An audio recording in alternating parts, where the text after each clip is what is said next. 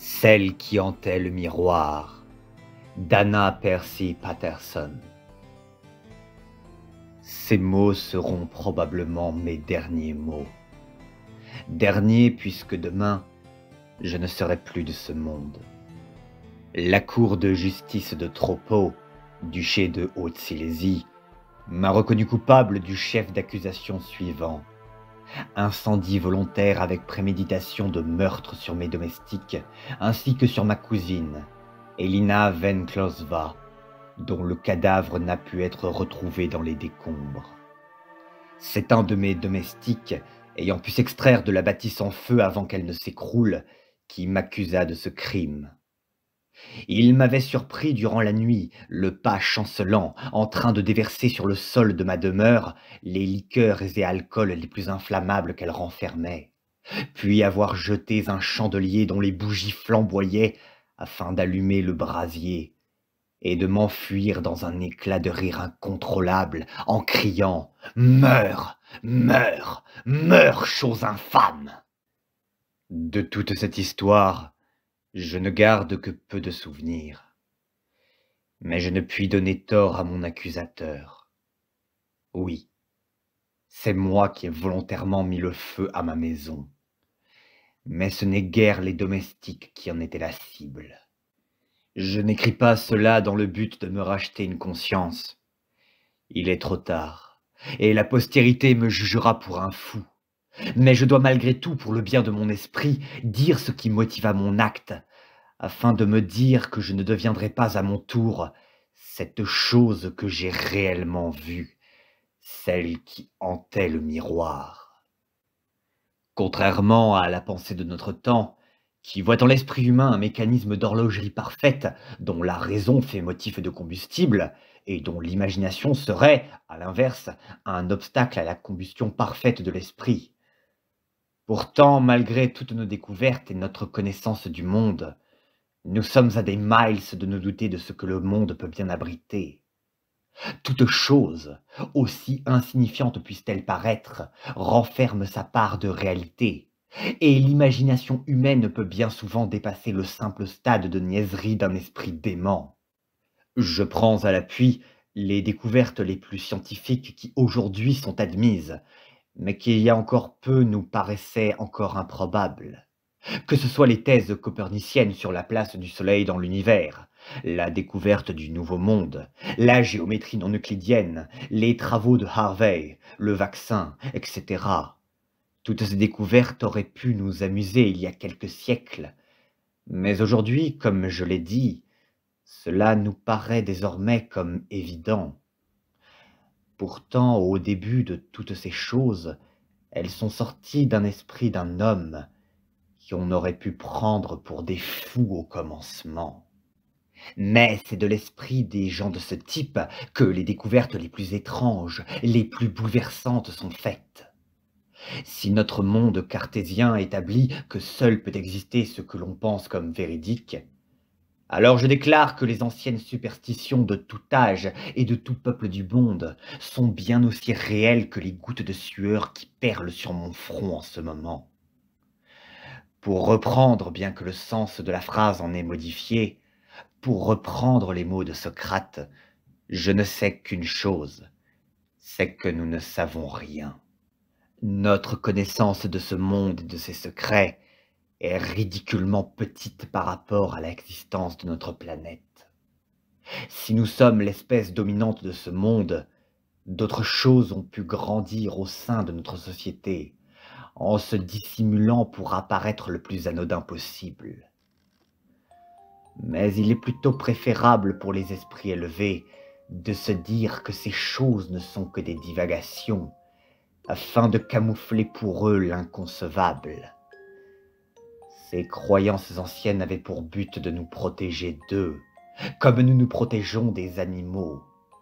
Mais aujourd'hui, l'œil humain ne peut plus discerner l'homme de la bête. Je vais à présent confesser sur le papier mon histoire, ainsi que ce que j'ai vu. Plaise à Dieu que quelqu'un en tienne compte, si jamais ce que je redoute ne se produit. Mon nom est Karl F., né à Lönneberg en 1803 et orphelin de mère. Mon père, médecin établi à Tropo, Monsieur Piotr F., se chargea seul de mon éducation durant toute mon enfance. Chétif et craintif, je souffrais durement de la perte de ma mère, me mêlant rarement aux enfants du quartier pour jouer avec eux, de par les recommandations de mon père, mais également de par ma timidité naturelle, ce qui, au fil du temps, me rendit malheureusement très solitaire. Je fus bien obligé de me détacher du cocon familial à l'adolescence, lorsque je fus envoyé pour mes 13 ans au pensionnat Frédéric-Auguste de Gorlitz, puis pour mes études supérieures à l'université de médecine de Varsovie en 1824, selon le désir de mon père qui voulait avant tout me voir faire perdurer sa profession. Durant toutes ces années, et malgré une certaine ouverture au monde, je demeurais un garçon doux, poétique, solitaire et timide au contact des femmes. La médecine n'était nullement mon centre d'intérêt. Je l'apprenais, car il fallait bien savoir vivre. Mais si j'avais eu le choix, je me serais sans hésitation lancé dans la carrière des lettres, si la menace d'être déshérité n'avait pas plané sur mon dos. En 1827, enfin, j'obtins mon diplôme et rentrai à Tropo pour assister mon père dans son travail. Il avait entre-temps acquis une nouvelle demeure. Située à l'extérieur de la ville, à mi-chemin entre les faubourgs et la route qui mène à Jakatorvis, c'était une ancienne bâtisse d'architecture flamande à 2 étages, 3 si l'on comptait la vieille tour. Elle avait appartenu à un certain Ernst von Alderman, baron de Lauterland au siècle précédent, avant d'être entièrement abandonnée par la famille qui s'éteignit en 1794. Mon père y avait emménagé durant l'hiver 1827 avec 4 domestiques, après y avoir mené d'importants travaux de rénovation pour faire de ce lieu un endroit plus approprié à son travail et à son goût que le modeste cabinet qu'il occupait jusqu'alors. De la demeure en elle-même, je n'ai rien à dire, si ce n'est faire une brève description de sa disposition.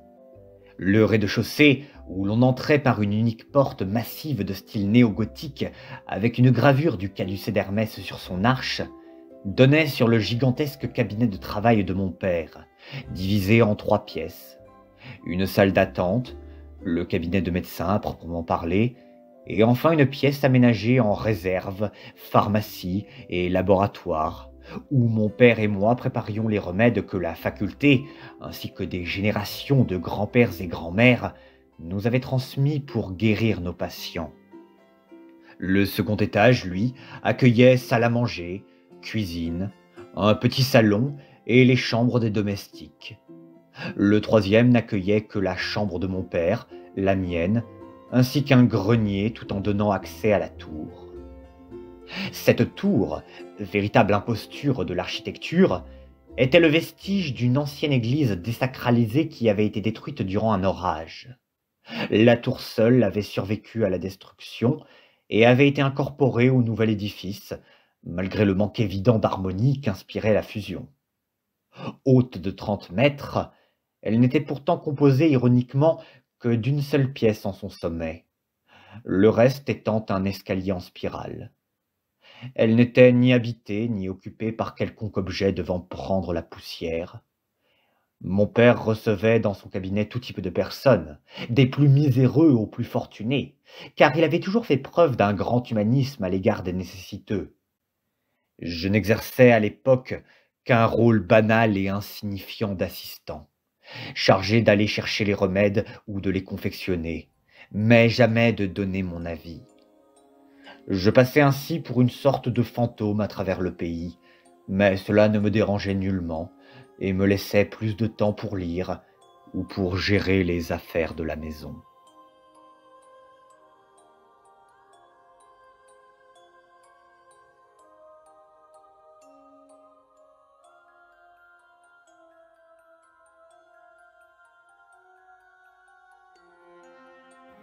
Un matin d'avril, un messager arriva à cheval chez nous pour porter une lettre destinée à mon père.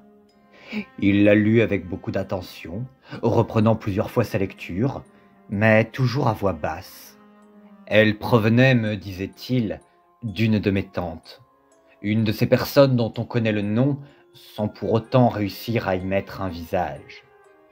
Sœur cadette de ma mère, elle avait épousé un homme et avait eu des enfants qui eux-mêmes avaient eu des enfants qui étaient mes cousins, mais dont le nom ne m'était guère plus connu que celui de ma tante. La lettre disait qu'une épidémie étrange s'était abattue à Baltau, en Pologne, là où résidait ma tante. Cette épidémie déconcertait les médecins de par sa fulgurante propagation et le nombre de ses victimes. Elle touchait principalement des paysans, mais également des troupeaux de bétail. De son origine ou de sa propagation, l'on ne savait rien. Les symptômes étaient plus ou moins élevés sur certaines personnes, mais elle laissait globalement ses victimes affaiblies comme des poissons sans arête, avant qu'elles ne meurent dans leur sommeil. Ma tante nous annonçait de par sa lettre qu'elle venait non seulement pour fuir l'épidémie, mais également car elle avait besoin de l'aide de mon père. Sa nièce, ma cousine, Elina Venclosva, était apparemment atteinte de ce même mal qui avait auparavant emporté quelques semaines plus tôt sa mère ainsi que son père. Elle caressait ainsi l'espoir qu'il trouverait un remède et nous pria d'accepter sa demande. Ce n'était pas tout ce que contenait la lettre, mais mon père ne me la donna nullement, ni ne me partagea le reste de son contenu. Il se contenta de me dire avec un sérieux presque inquiet que je ne lui connaissais pas, de faire réaménager la pièce de la vieille tour pour y accueillir la souffrante.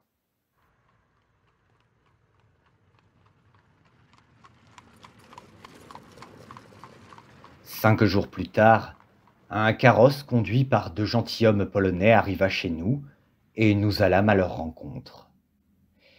Ils nous annoncèrent avec tristesse que ma tante, hélas, avait succombé durant le voyage à l'étrange maladie qui s'était abattue sur Baltau. On l'avait fait enterrer en terre chrétienne dans le cimetière d'un petit village dans lequel il s'était arrêté, compte tenu de l'état de la pauvre femme. Dans ces derniers mots, elle avait confié avec insistance qu'il fallait absolument confier ma cousine à mon père. Les deux hommes ouvrirent alors calmement la porte du carrosse, et mon père se précipita sans attendre à l'intérieur. Il examina sans tarder la patiente, qui était allongée tout le long de son fauteuil et semblait plongée dans un profond sommeil. Il fit signe alors à nos serviteurs de porter la jeune fille dans la tour, dorénavant aménagée pour la recevoir, puis il paya les deux hommes qui se mirent à descendre les malles du carrosse. Mon père me prit alors à part et me déclara qu'il allait s'occuper sans tarder de sa nouvelle invitée et que dorénavant, j'allais devoir m'occuper de ses patients. Ce fut pour moi presque un choc, car de mémoire, jamais mon père ne m'avait jusqu'alors confié cette tâche. C'était lui qui s'occupait constamment de ses patients, sans jamais m'autoriser une suggestion ou bien mener un examen physique. C'était à lui seul que cette tâche importait. Le simple fait de me confier pour une durée indéterminée cela me fit comprendre qu'il avait une vague idée de ce qui affectait ma pauvre cousine, et que cela nécessitait donc toute son attention et son expertise. Je me mis dès lors à la tâche, et malgré la surprise de nos patients qui se demandaient pourquoi j'exerçais à la place de mon père, je pus remplir simplement, et avec tout le respect dû à ma formation, le travail que mon père m'avait confié. Après une sieste d'une heure pour reprendre des forces, suite à la trentaine de patients que j'avais dû gérer, je me dirigeai tranquillement vers l'escalier qui menait à la tour, afin d'avertir mon père de ma réussite, mais également pour m'informer de l'état de santé de notre invité. À peine avais-je franchi le pas de la porte que mes yeux et mon nez furent assaillis par une odeur invasive qui me pétrifia sur le cou. Une mince brume piquante affectait mes yeux, qui ne pouvaient se retenir de pleurer tandis que je toussais au point de suspecter que mon père venait d'enfumer la pièce avec du soufre tant l'odeur était forte. Mais après une seconde, mon nez et mon esprit réalisa que l'odeur, si forte soit-elle, n'était autre que celle ordinaire de l'ail. En m'avançant, je constatais que, accrochés sur le dos de la porte, les piliers, les murs, ainsi que les jointures des fenêtres, partout la chambre était couverte et presque envahie de colliers de fleurs d'ail. Il y en avait presque une forêt entière, et l'odeur qui s'en dégageait était à peine supportable. Mes yeux pleuraient, je toussais fortement et avançais à tâtons, un œil clos, avec le col de ma chemise tiré vers ma bouche pour respirer. Mon père se trouvait là, assis sur un petit bureau. Il notait dans un carnet des détails sur les mesures de la patiente, le rythme de son pouls, de son cœur, sa respiration ainsi que d'autres détails. Ma cousine était étendue là, les yeux fermés, respirait très faiblement, plissant les traits de son visage à plusieurs reprises comme si elle était en proie à un cauchemar. Elle paraissait dans un état second, presque léthargique. La comparaison avec un poisson sans arrêt était juste.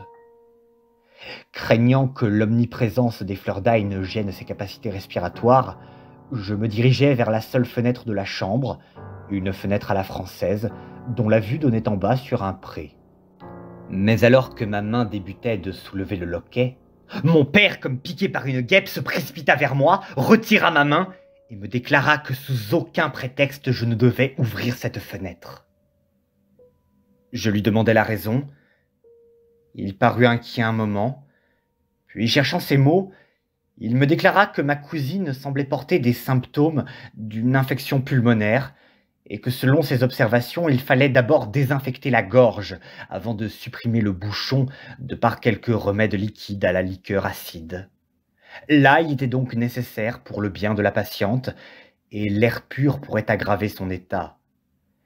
C'est du moins ce qu'il me disait, mais dans ses yeux, je lisais qu'il me mentait.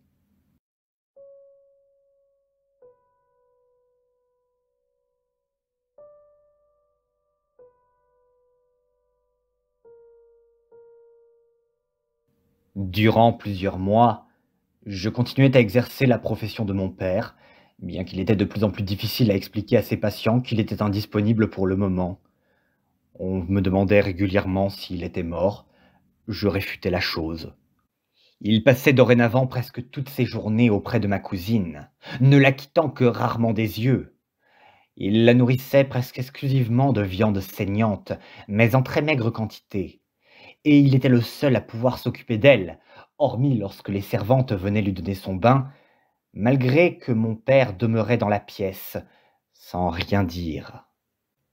Il lui administrait toutes sortes de remèdes, potions, mais principalement un cataplasme verdâtre qu'il étalait au niveau du cou de la patiente, comme pour camoufler une plaie. Il faisait renouveler presque tous les 6 jours les colliers de fleurs d'ail. Lorsqu'il quittait la tour pour prendre son repas, et que l'odeur d'un homme qui ne prenait plus de bain mélangé à celle de l'ail nous parvenait, c'était presque à nous donner la nausée. Je n'obtins, durant les mois qui suivirent, aucune réponse, aucune information sur la maladie qui affectait la pauvre jeune fille, alors que j'aurais bien souhaité n'en avoir qu'une maigre, pour me dire que nous n'étions pas, comme l'avait dit feu ma tante, face à une nouvelle peste. Et je dus me contenter, comme moyen d'être rassuré, de me satisfaire d'obtenir la responsabilité de l'accompagner chaque jour afin de faire une promenade, un petit tour. Mon père me demandait d'être très vigilant et qu'au moindre signe anormal dans son comportement, je devais la ramener à la tour immédiatement, et qu'il était de bonne aloi pour quérir les grâces du Seigneur dans la tâche de la guérir, que je porte durant ces promenades mon petit chapelet de communion. Je pouvais ainsi mieux l'observer que lorsqu'elle était étendue dans sa chambre, dans son état presque toujours aussi léthargique. Petite, brune, avec de grands yeux verts presque jaunes, elle était plutôt maigre depuis son arrivée, et la maigre pitance que mon père lui donnait n'était guère bien rassasiante. Malgré son teint assez pâle, on pouvait y discerner qu'il n'était pas dénué de couleur en temps normal, ce qui rassurait les domestiques quant à l'amélioration de son état. malgré le fait que rien ne nous faisait penser à mon père et à moi que son état s'était amélioré. Durant ces promenades, elle me paraissait presque rêveuse, détachée de notre monde. Elle admirait la nature qui l'entourait, me questionnant sur les villages alentours, principalement sur la population et son niveau de vie. Un jour, vers 1 heure de l'après-midi, tandis que nous nous baladions paisiblement, nous vîmes une chose des plus surprenantes. Alors que nous passions sous un arbre, une chauve-souris nous frôla. L'ombrelle de ma cousine l'avait délogée de la branche sur laquelle elle dormait jusqu'alors, et elle virevolta maladroitement à toute allure jusqu'à se réfugier sous une tuile du toit d'une grange. Je m'amusai de la chose, et ma cousine, après avoir ri, me fit cette confidence. J'aimerais tant être cette chauve-souris. Elle est libre, elle. Elle n'est pas enfermée dans une tour qui sent l'ail. Si j'étais cette chauve-souris, je volerais la nuit, de village en village, à la découverte du monde et de ses habitants.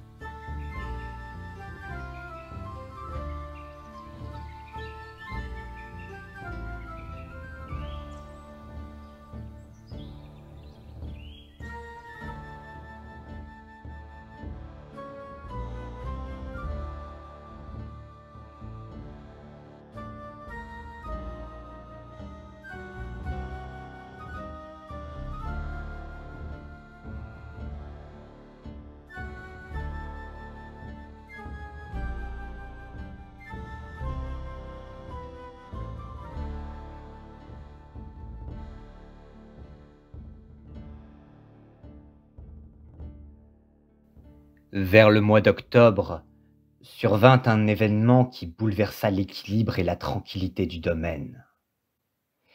Il était presque 15 heures, je m'occupais comme d'habitude de mes patients, lorsqu'un homme, trapu, à la mine sévère, pénétra comme un diable dans mon cabinet. C'était un homme de Miravitz, et dont le fils avait eu le bras écrasé par la chute d'une armoire, conduisant à une fracture intérieure de l'os qui risquait de mener à la putréfaction et à la naissance d'une véritable décomposition nécrosée du bras, pouvant mener l'enfant à la mort. Pour éviter cela, il aurait fallu amputer le bras afin de stopper la propagation de l'hémorragie et de la putréfaction. Opération qui n'était pas dans mes cordes, mais dans celle de mon père. Cet homme bourrin lui avait écrit une lettre pour solliciter son aide, mais il avait décliné en déclarant qu'il avait une patiente plus importante que ce garçon. L'enfant subissa finalement une amputation du bras de la part d'un barbier, mais ne survécut pas à l'opération. C'était là la raison de la venue de cet homme. Il voulait parler à mon père de ce qui s'était produit, menaçant qu'il le traduirait en justice, menaçant de sa canne. J'avais beau lui dire qu'il n'était pas disponible, il ne voulait rien entendre. Et lorsqu'une domestique m'annonça, sans savoir la situation dans laquelle j'étais, que mon père me réclamait dans la tour, l'homme partit comme un taureau en direction de la porte qui menait à la tour, bousculant violemment au passage la domestique. Une fois entré dans l'escalier, on entendit un florilège de voix fortes et d'insultes qui fusaient.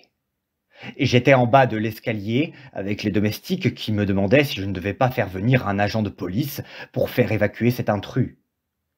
Notre réflexion fut brutalement interrompue par un cri, suivi d'un bruit sourd, pour finir du bruit du fracas d'une vitre. Je me hâtais de monter suivi d'une domestique et découvrais la fenêtre de la chambre à moitié ouverte, brisée en 1000 morceaux, comme si l'on avait projeté quelque chose au travers. Ma cousine était toujours là, allongée, bien que son visage semblait figé de peur, tandis qu'au sol gisait un chandelier en bronze maculé de sang, et à côté le corps de mon père agonisant. Je jetai un coup d'œil par la fenêtre, et vit en bas de la tour, écrasé par la chute, le corps de l'homme qui s'était introduit de force. J'ordonnai immédiatement que l'on fasse venir la police, et me précipitai auprès de mon père pour tenter de le soigner. Son front était brisé, On l'avait de toute évidence frappé avec un objet dur, sans doute le chandelier, tandis que j'appliquais un bandage sommaire pour essayer de contenir la perte importante de sang. Il me murmura faiblement avec sa voix presque impérative de fermer les volets de la fenêtre et de très rapidement la faire reconstruire. Je ne sais pourquoi, j'avais obéi sans broncher, sans m'interroger davantage. J'avais presque aussitôt fermé les volets. Je demeurai dans la pièce en attendant patiemment que les policiers arrivent, mais l'état de mon père ne s'améliora pas. Il perdait toujours beaucoup plus de sang. Je ne cessais de lui demander ce qu'il s'était passé, mais il était trop faible pour articuler suffisamment et de manière constructive le récit des événements, tant la douleur était grande. Je savais que mon père allait bientôt mourir. Alors que je donnais ordre à un domestique de faire venir un réparateur pour la fenêtre, mon père me fit un dernier geste d'appel. Je me précipitai vers lui, et il m'articula bien que difficilement ces dernières paroles. Surtout, quoi qu'il arrive, garde un œil attentif sur elle. Surtout lorsque tu es dans cette pièce. Ses yeux se fermèrent définitivement, et je pleurais à côté de ma cousine sa mort. Lorsque les policiers arrivèrent, je leur racontai ce que je savais, et ils constatèrent que tout semblait concorder à mes dires. Néanmoins, un détail paraissait intriguer ces messieurs, la raison de la chute de l'homme trapu qui avait fait irruption et dont le corps gisait maintenant en bas de la tour. Ils se tournèrent alors vers la seule témoin directe des événements, et qui paraissait encore en état de choc, ma cousine Elina. Après une brève tentative pour l'apaiser, ils lui demandèrent ce qu'il s'était passé ou ce dont elle se souvenait. Elle raconta qu'elle avait vu un homme entrer dans la pièce en trombe, que celui-ci menaçait verbalement, allant même jusqu'aux menaces de mort mon père, et qu'au bout d'un moment, exaspéré par le comportement de cet homme, mon père, invoquant que la santé de sa patiente requérait toute son attention, somma l'étranger de quitter la tour. Ce dernier, furieux, refusant d'entendre raison, s'empara immédiatement du chandelier et frappa violemment mon père sur le crâne. Voulant dès lors se défendre, mon père, bien qu'affaibli, trouva la force de pousser son adversaire. Nul doute qu'il souhaitait tout simplement viser un mur pour le plaquer, mais sous l'effet de l'adrénaline et de la douleur, il le projeta sans le vouloir vers la fenêtre, qui se brisa sous le poids de l'homme. Les policiers ne voulurent pas remettre en question la parole de cette jeune fille. Elle était trop maigre et trop affaiblie physiquement pour avoir pris part elle-même à l'altercation. Si bien qu'après un rapide examen, les officiers déclarèrent qu'aucune poursuite ne serait retenue contre ma famille, étant donné que mon père était en droit de légitime défense. La fenêtre fut réparée le soir venu, et après avoir remis à nouveau dans la pièce une importante quantité de colliers d'ail, conformément au travail de mon père, je me rendis à la morgue pour bien certifier au croque-mort qu'il s'agissait de sa dépouille. Lors de l'identification, mon esprit fut bouleversé par des détails que jusqu'alors je n'avais pas remarqués sur la scène qui s'était produite dans la tour. Au niveau de l'arrière du cou de mon père, il semblait y avoir la trace de ce qui s'apparentait à de petits cercles, comme si l'on avait enfoncé une aiguille ou un croc dans la chair. Elle n'était pas bien profonde à première vue. Il y en avait deux, espacés d'un pouce de l'autre.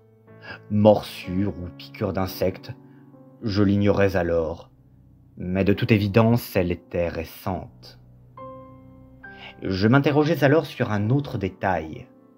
La fenêtre de la chambre était certes brisée en 1000 morceaux, mais ne s'était visiblement pas ouverte sous le poids de l'homme trapu qui l'avait heurtée. J'avais en mémoire qu'elle était entr'ouverte, et ne comprenais pas pourquoi.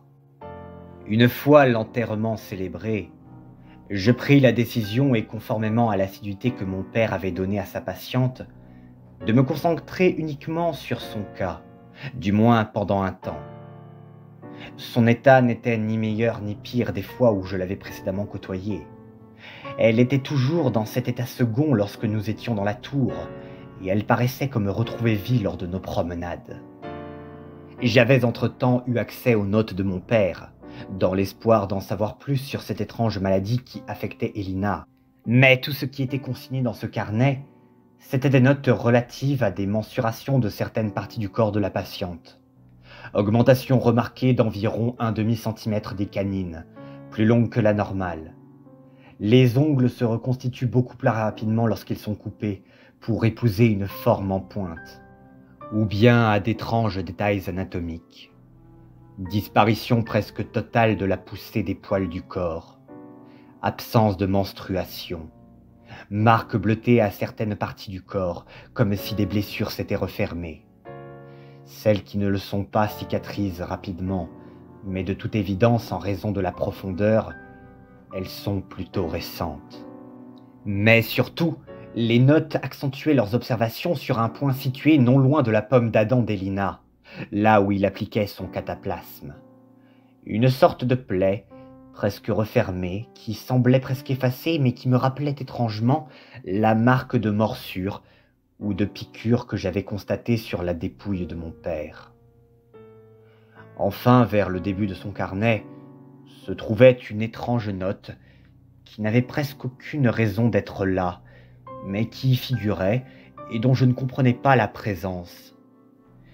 C'était une accumulation de phrases éparses, de sortes de maximes ou de jeux de mots farfelus qui m'intriguaient tant cela ne ressemblait pas à mon père.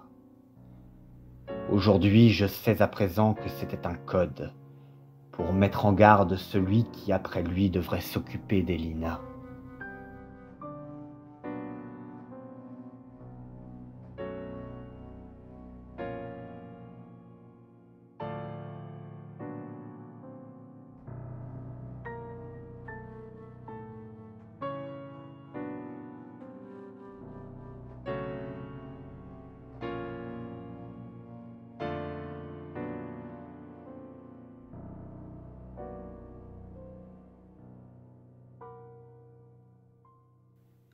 Les mois passèrent.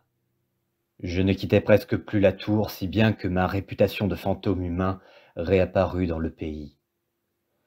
Je ne donnais presque plus de soins pour les locaux, hormis lorsque l'argent se faisait rare.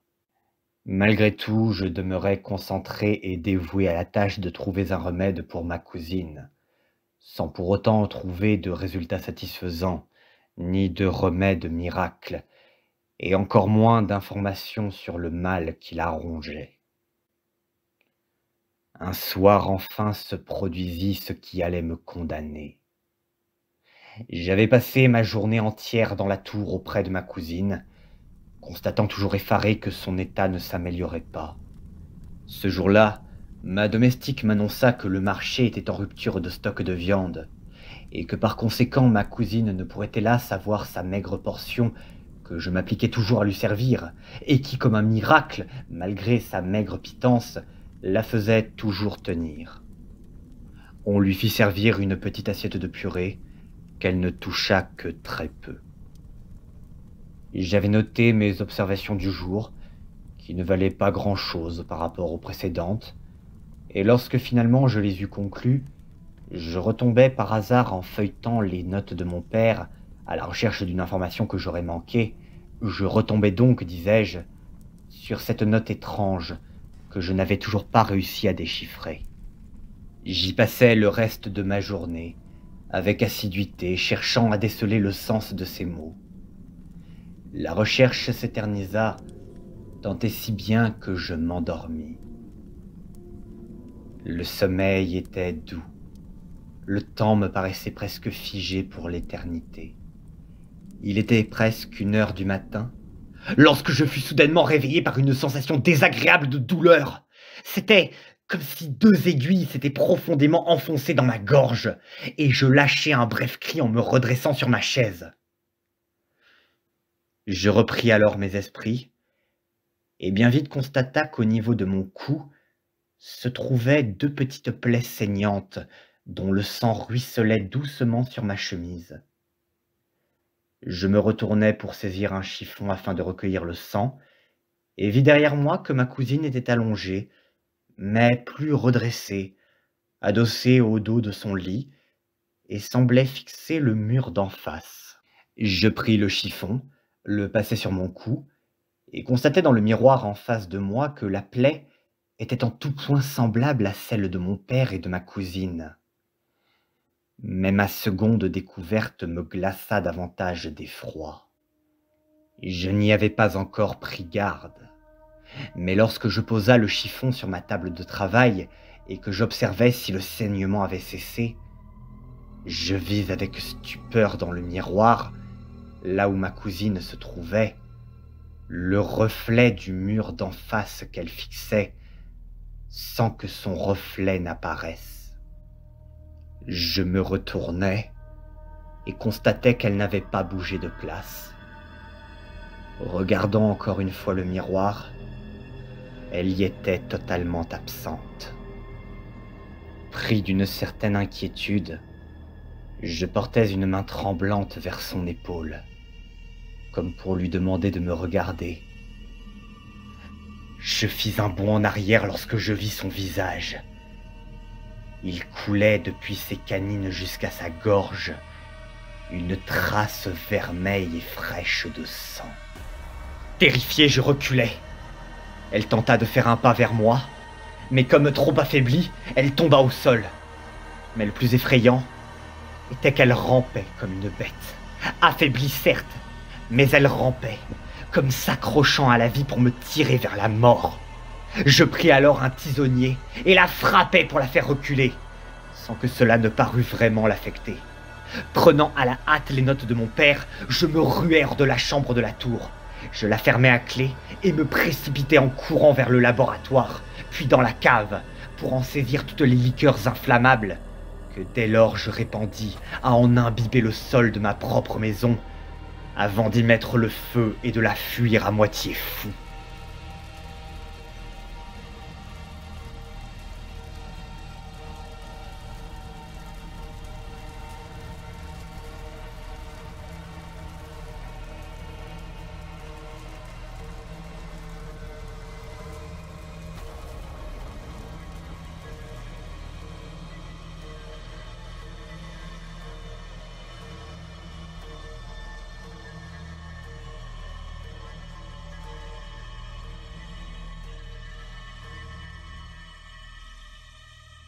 Je passai le reste de la nuit dans un bouge miteux, avant d'être arrêté le lendemain par les policiers sur dénonciation du seul domestique survivant qui m'avait surpris en train de répandre les liqueurs. Mon procès fut mis en place rapidement et fut une sorte d'attraction durant la semaine entière pour tous les habitants de Tropos et de ses alentours. On jugeait le fantôme de la vieille tour, qui disait avoir incendié sa maison pour le bien commun, mais sans jamais dire ce qu'il avait réellement vu. Après tout, qui aurait pu me croire sans preuve? Lorsque la parole ne m'était pas donnée, ou bien que j'étais incarcéré dans ma cellule, je passais mon temps les yeux rivés sur l'article de journal qui parlait de l'affaire, ainsi que sur la note étrange de mon père que je conservais encore auprès de moi. Le journal annonçait que la maison entière avait brûlé, et que dans les décombres, l'on avait retrouvé les squelettes de 3 personnes, mes 3 domestiques, le 4e ayant réussi à s'enfuir. Mais il n'y avait aucune mention d'un autre squelette, celui que j'aurais voulu voir de mes propres yeux, celui d'Elina. Car la note de mon père avait fini enfin par me délivrer son secret. En observant l'ordre des lettres, je perçus enfin le message caché dans une diagonale et qui formait la phrase suivante. On reconnaît la marque du vampire à la trace de ses dents sur le cou de ses victimes. Le procès fut clos le soir du samedi, et l'on me condamna à la peine capitale, qui, en respect du jour du Seigneur, serait exécutée le lundi venant. Je prie aujourd'hui pour que je sois guillotiné. Car si la crainte de ne pas savoir ce qu'il était advenu d'Elina m'inquiétait, Je le dis, je suis davantage inquiet de mon état, de ma sensibilité accrue à la lumière du jour, comme si elle me brûlait atrocement, de ma pâleur cadavérique, de la fascination morbide qui me pousse parfois à attraper un rat de ma cellule pour le porter à ma bouche, avant que je ne reprenne mes esprits et le relâche comme si je ne me contrôlais pas. Je supplie Dieu de m'accorder sa miséricorde, et qu'il fasse que ma mort soit définitive en ce monde, et non pas comme les chauves-souris qui dansent à la fenêtre de ma cellule semblent me le promettre, sous les ordres d'une jeune femme, souriante, presque nue, qui m'observe nichée dans l'obscurité sur le rebord d'une fenêtre comme une corneille, et dont le murmure me parvient aux oreilles. Ne désirerais-tu pas être libre comme ces chauves-souris?